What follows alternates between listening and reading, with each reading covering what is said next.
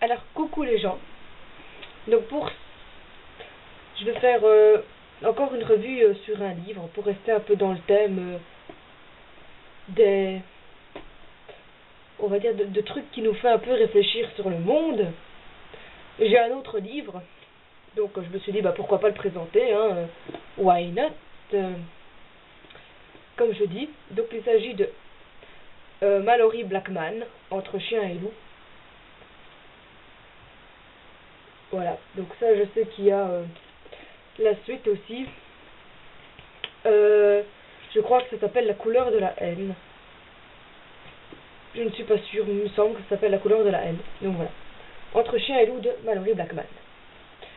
Alors, donc ça aussi c'est un livre qui raconte un peu... qui nous fait réfléchir aussi sur le monde parce que il parle un peu du racisme, donc que certains peuvent avoir envers d'autres, et montrer jusqu'où ça peut aller, jusqu'à quel point on peut être raciste, et nous faire réfléchir vraiment sur peut-être même ce qui s'est passé lors de la Seconde Guerre mondiale notamment, tous les génocides et tout ça, parce que franchement c'est vraiment aussi un livre qui nous fait réfléchir là-dessus, mais tout en restant dans une histoire, tout en restant dans une histoire, donc on comprend et on se dit, c'est vrai, c'est finalement ce qui s'est passé et qui se passe encore, plus à ce point-là, mais qui se passe encore certainement dans le monde d'aujourd'hui. Donc c'est pour ça aussi notamment que j'ai aimé ce livre. Donc je vous lis le petit résumé, ensuite peut-être un extrait ou quoi, et je dis un peu ce que j'en pense. Voilà. Imaginez un monde où tout est blanc ou noir, où ce qui est noir est riche, puissant et dominant, où ce qui est blanc est pauvre, opprimé et méprisé. Un monde où les communautés s'affrontent à coups de lois racistes et de bombes. C'est un monde où Callum et ses filles n'ont pas le droit de s'aimer, car elle, fille noire de ministre, lui blanc et fils d'un rebelle clandestin. Et si à deux, ils changeaient ce monde. Donc là, en fait, c'est le contraire. C'est le contraire de notre monde, parce que, généralement, voilà, on va dire que c'est plutôt, c'est un peu le racisme que certains ont, mais à l'envers. Donc, c'est ça qui est aussi intéressant de voir, que voilà, qu'il n'y a aucune raison que certains pourraient très bien reprocher quelque chose à quelqu'un tout à fait inutilement, quoi. Qu'en réalité ça ne sert à rien, parce que on est tous là pour vivre ensemble. Je vois pas pourquoi il faudrait critiquer les autres sur leurs différences. C'est justement être différent, c'est avoir une richesse, parce que justement on apprend en découvrant. Enfin soit, c'est pas le but de la vidéo de vous faire la petite morale de mes idées. Donc au départ, donc c'est un livre qui est fait pour les enfants, donc on peut le commencer à partir de 13-14 ans. Mais il est super bien écrit.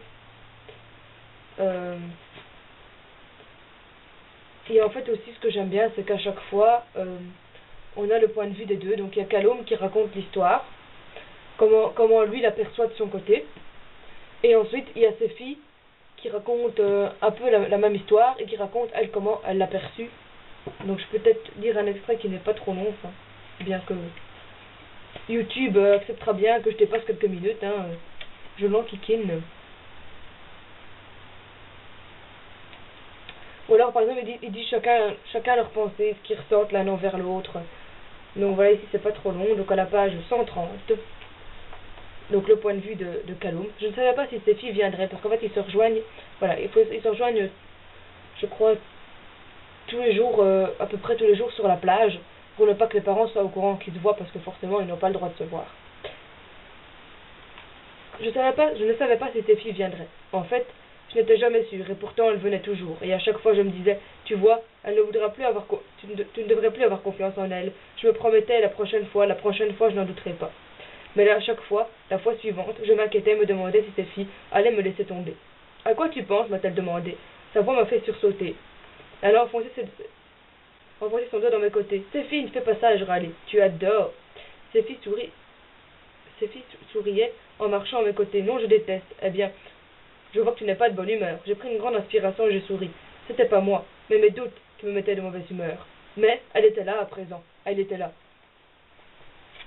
Alors, Séphie, un de ces jours, Kaloum se laissera aller. Il aura l'air content de me voir. Faut juste que je sois patiente, c'est tout. Tiens, ton ticket. Je le lui ai vendu. Je lui ai tenu. J'avais vidé mon compte en banque pour acheter 2 places en première classe. J'aurais pu demander de l'argent à maman ou Sarah, mais elle m'aurait posé des questions. C'est beaucoup mieux comme ça. Ce jour n'appartenait qu'à moi et Kaloum. Cette journée devait être parfaite, je le sentais au fond de moi. Ouais, en fait,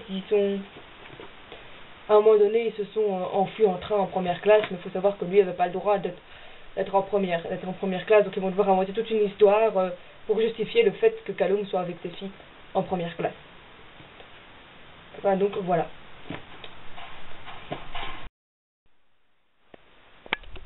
Voilà, désolé si vous avez entendu la musique, c'était Anna Montana, je sais. Voilà. Soit. Revenons à nos moutons, donc je crois que je parlais de l'histoire du train, où il s'était perdu, je pense. Ou je sais plus, enfin oui, c'est ça. Je parlais de l'histoire du train, que Kaloum n'avait pas le droit de se trouver en première classe. Il allait s'y trouver quand même. Et donc ça va être un peu le bordel pour... excusez-moi du mot, hein, un peu le brol pour essayer d'arranger les choses pour que Kaloum puisse rester avec ses filles.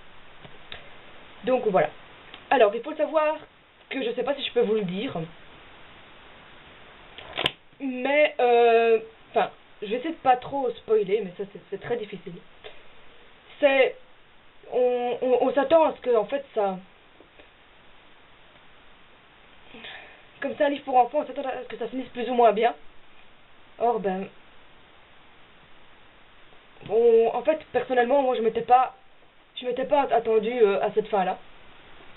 Et je tiens aussi à vous dire que pour les gens qui sont sensibles, vous allez chialer parce que la fin, elle est vraiment... Enfin, personnellement, j'ai trouvé la fin... vraiment, il y a une...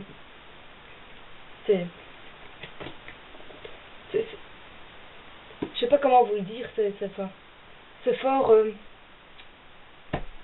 allez, aidez-moi. Le mot... c'est plein d'émotions, plein... Enfin, je sais pas vraiment trouver le mot, mais c'est une fin qui est vraiment superbe, quoi. Enfin, super, pas superbe dans le sens où waouh, c'est la romance à l'état pur, mais c'est émouvant, voilà. Merci cerveau. C'est une fin qui est vraiment émouvante, et donc voilà, c'est notamment encore un des livres que je vous conseille. Donc voilà, Entre chien et loup de Malory Blackman. Donc voilà ce que j'en pense. C'est vraiment un livre très très émouvant. Et moi franchement, c'est le genre de livre que j'aime vraiment beaucoup. Forcément, après les romans d'amour. Non, donc voilà. Donc j'ai commandé la suite. Je l'ai, mais je l'ai pas encore lu. Enfin, j'ai commandé la suite, je l'ai reçu, mais je l'ai pas encore lu. Donc dès que je lis, si ça vous intéresse, je vous fais la petite revue dessus. Bon, c'est un livre qui se lit très rapidement, hein, c'est quand même écrit grand, et il fait 500 pages à peu près, donc voilà. Et bien voilà, j'espère encore une fois que cette vidéo vous a plu, et je vous dis à tout de suite, parce que j'ai quelque chose à vous dire.